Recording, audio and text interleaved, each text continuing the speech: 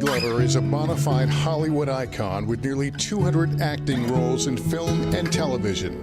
I don't want to kill you, and you don't want to be dead.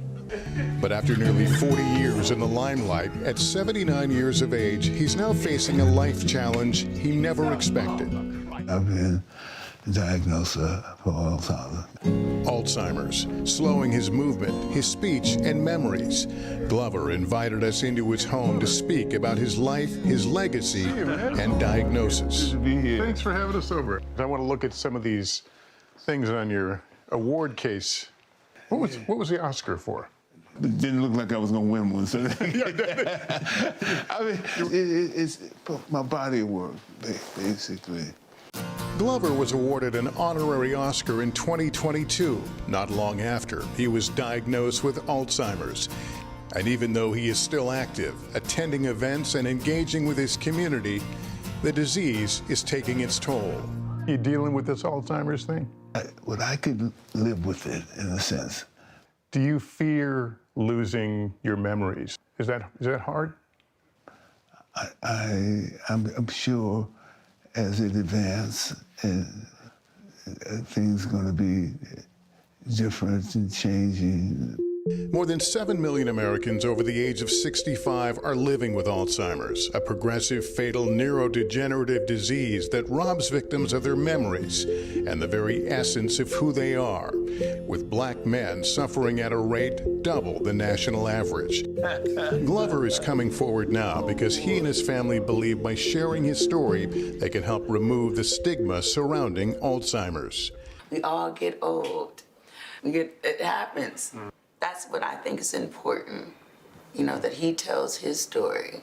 He has ownership of his life. And what a wonderful life it has been. A lifelong San Franciscan, Glover began acting in his early 20s while at San Francisco State at the behest of the famous African-American playwright, Amiri Baraka. And he came in and he said, some of you so-called revolutionaries come out and do B&E plays and everything. I'd never been on stage before. Get your hell out! From the stage in college to iconic roles on the big screen, Glover's range and talent have been on display for 4 decades. I like the sound of that.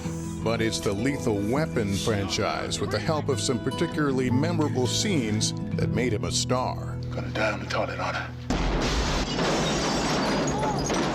I've had signing events where somebody would bring their toilet hop, and I would sign it now. Sign the toilet? By them, I would sign it, you know, right there. One movie, however, holds a special place in his heart. What's your favorite film you've been in? Places in the Heart, with Sally Fields and a wonderful cast. This is from my mother. His mother, Carrie, was killed in a tragic car accident the day he was cast in that movie. He dedicates his performances in Places in the Heart to her. Glover also credits his parents with instilling in him a passion for social justice and equality, a passion reflected in his life and many of his films. Glover also started a production company explicitly designed to develop and fund socially conscious, politically relevant films from underserved communities around the world. We have challenges in the world, you know, and I think art becomes a reframe, a way of looking at that.